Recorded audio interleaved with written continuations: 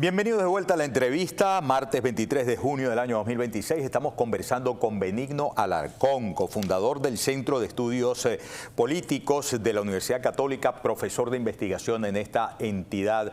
El tema de la estructura criminal para garantizar en la fase de normalización la paz pública que comprenda la libertad sin ser perseguido ni agraviado de todo activista político para hacer su trabajo político, de todo candidato para actuar en campaña electoral y de todo ciudadano a gozar de su libertad a presentar su nombre, lo cual es importante en el caso de María Corina Machado, y de ser candidato para gobernar en el país. ¿Cómo ves eso?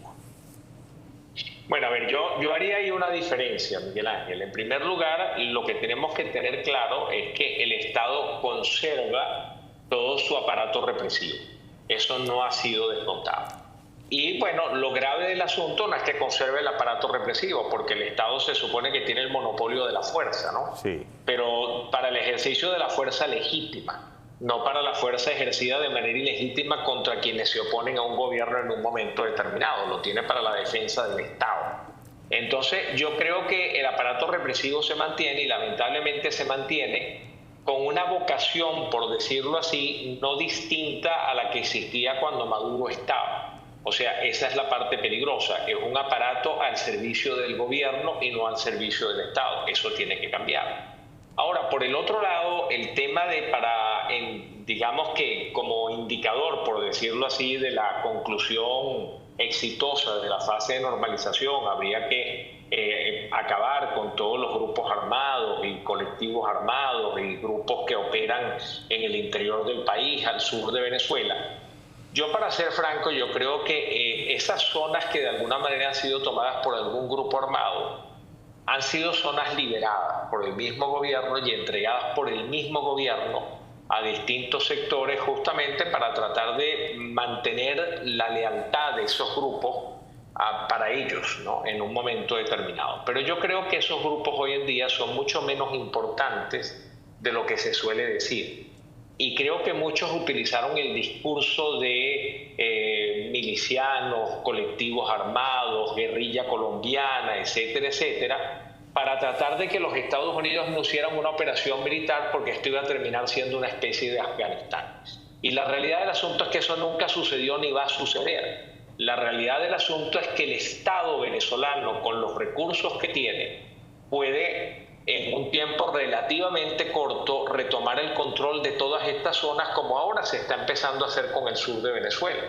¿Qué va a pasar después? No lo sé, pero la realidad del asunto es que en el momento que el Estado quiera tomar el control de eso, y sobre todo si goza del apoyo de inteligencia y alta tecnología que los americanos le brindan, pues eso se va a recuperar el control muy pronto, a pesar de que hay una concentración importante de grupos armados allí. Pero eso, como les decía, los grupos armados a la orden del gobierno, para defender al gobierno, como fueron los colectivos armados en algún momento, que servían de muro de contención contra el descontento en los barrios y para tratar de asustar a su propio vecino, eso hoy en día ha desaparecido, se ha reducido de manera muy importante. ¿Por qué? Bueno, porque ese individuo sigue teniendo a los mismos vecinos, ya no recibe dinero por defender al gobierno en contra de sus vecinos y ya dejó de valer la pena meterse en este tipo de dinámica. Y al final del día se han dedicado a otras cosas. El que es delincuente ha vuelto a sus actividades, el que no era delincuente pues se ha apartado de todo este tema porque siente que no tiene sentido. Entonces yo creo que ese no es un asunto que sea tan grave. Creo que el tema de la reinstitucionalización de la Fuerza Armada y de las fuerzas militares tampoco es un tema que es tan difícil de llevar adelante, porque yo sí creo que el nivel más alto de compromiso está en las cúpulas. ¿Por qué? Porque colocan de jefe a quien es más leal a la causa, a quien es más leal al régimen. Pero de ahí hacia abajo el descontento es el mismo que tiene el resto del país. Y las ansias de que las cosas cambien para poder tener una mejor vida y poder tener futuro son las mismas en el resto de la pirámide, digamos, organizativa. Entonces yo creo que al final del día volver al cauce institucional a estas entidades no es un tema tan difícil. Primero, si se colocan a las personas apropiadas al frente, a personas que tengan vocación institucional, y por el otro lado se brindan las condiciones para que estas entidades puedan volver a hacer una vida, digámoslo así, propiamente institucional como lo exige la Constitución, para que vuelvan otra vez a la neutralidad política que la Constitución les exige y a ponerse al servicio del Estado y no del gobierno. Yo creo que eso es perfectamente posible. Lo que supondría una desmovilización de sus posiciones violentas actualmente, ¿no? Y de sus posiciones... Claro, por supuesto. Claro, claro. Mira, por supuesto, pero...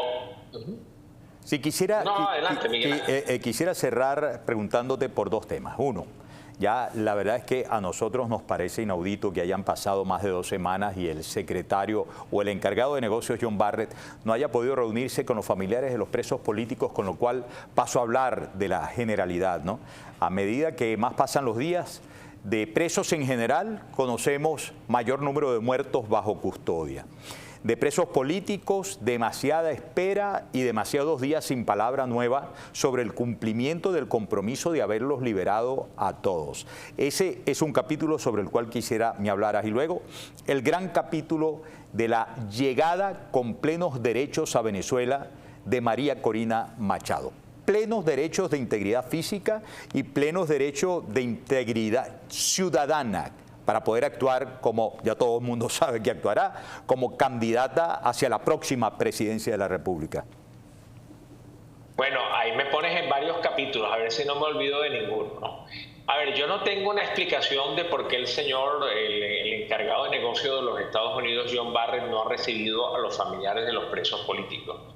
Yo particularmente creo que sería un gesto apropiado que los recibiera, porque además yo creo que es importante que un país que está teniendo una intervención y un tutelaje directo en Venezuela, de alguna manera muestre empatía y muestre sensibilidad con estos casos que no son poca cosa. Entonces creo que el encargado de negocios, como digamos la cara visible de los Estados Unidos en Venezuela, creo que no tiene nada que perder recibiendo a los familiares y creo que tiene mucho que ganar, porque al final del día sería una muestra de empatía, de preocupación, de sensibilidad hacia todo este tema, que no es un tema menor y es un tema que no podemos dejar, digamos, en segundo plano, ¿no? Pero desconozco las razones, no sé cuáles son los temores, cuáles son los miedos de hacerlo o cuáles son las instrucciones que tienen, pero creo que es un error.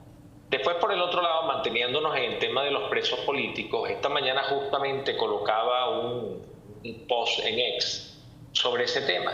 Y yo creo que una de las razones de fondo por la cual no se procedió a la liberación en simultáneo, por decirlo así, de todos los presos políticos, es porque muchos presos políticos no iban a aparecer. Y no iban a aparecer por justamente lo que estamos sabiendo hoy en día.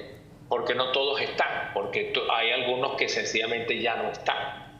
Y no es lo mismo el impacto de conocer de un día para otro que hay 20 y pico, 30, 40 personas desaparecidas que se sospecha que ya no sigan con vida, a irnos entregando la información por cuentagotas.